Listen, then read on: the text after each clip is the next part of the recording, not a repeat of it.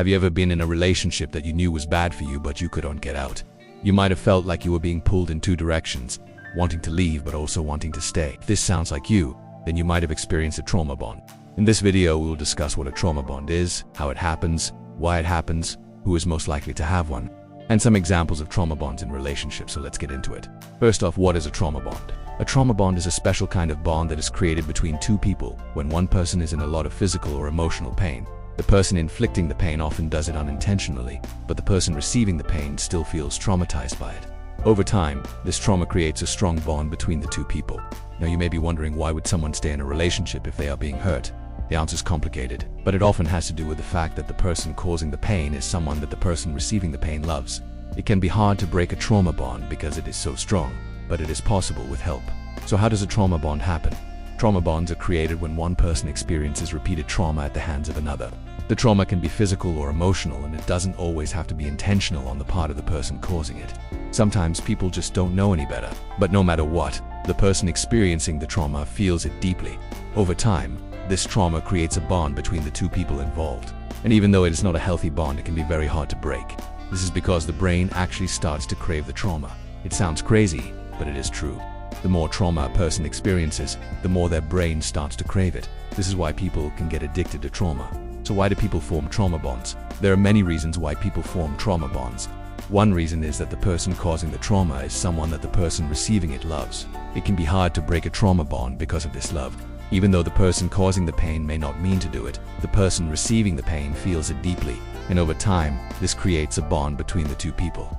Another reason is that the person causing the trauma may be in a position of power. For example, a boss may yell at their employees, or a teacher may scream at their students. When this happens, the people being yelled at feel powerless and may start to crave the yelling. They may think that they deserve it or that they need it in order to succeed. Another reason why people form trauma bonds is because of something called learned helplessness.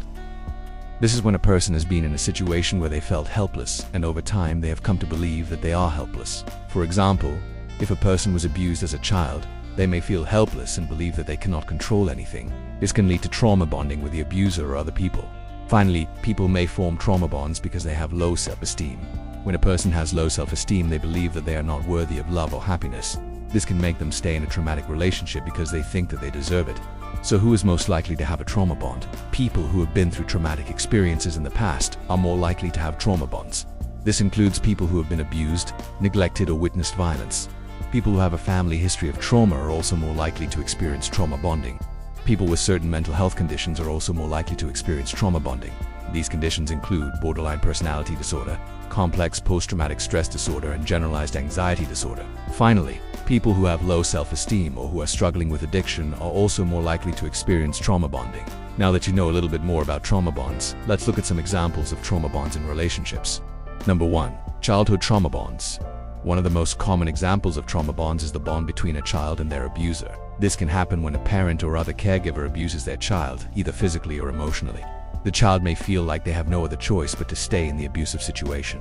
Since they are dependent on the abuser for their survival, they may also develop Stockholm Syndrome, which is a psychological response to prolonged abuse that results in positive feelings towards the abuser. This can make it difficult for the child to break away from the abusive situation, even when they are old enough to do so. Number 2. Romantic trauma bonds. Trauma bonds can also form in romantic relationships. This can happen when one partner is in a controlling or abusive relationship.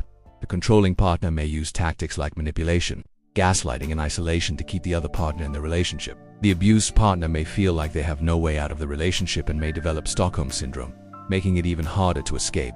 Number 3. Friendships. While less common than romantic or family trauma bonds can also form in friendships. This can happen when one friend is a bully or when a friend group is toxic. The victimized friend may feel like they have no one else to turn to and may develop Stockholm Syndrome, making it difficult to break away from the toxic friendship. Number 4. Workplace trauma bonds. Finally, trauma bonds can also form in the workplace. This can happen when there is a toxic boss or co-worker who creates a hostile work environment. The victimized employee may feel like they cannot quit their job since they need the money and may develop Stockholm Syndrome, making it difficult to break away from the toxic situation. Trauma bonds are tough to break, but it is possible with the right support. Here are a few ways to tell if you are in a trauma bond. Number 1. You feel like you are in danger. If you are in a relationship and you feel like you are in danger, then you should get help. You deserve to be safe, and no one should make you feel like you are not safe. Number 2. Your partner is controlling. Controlling behavior is a sign of a trauma bond. If your partner is controlling, then they may try to isolate you from your friends and family. Monitor your every move and make all of your decisions for you. Number 3, you are constantly arguing. Arguing is normal in all relationships. But if you are constantly arguing with your partner and it seems like you can't stop, then it may be a sign of a trauma bond. This is because the arguments are usually a sign of a lack of trust. Number 4, you are afraid of being alone. If you are afraid of being alone, then you may be in a trauma bond. This is because the fear of being alone means that you are dependent on your partner.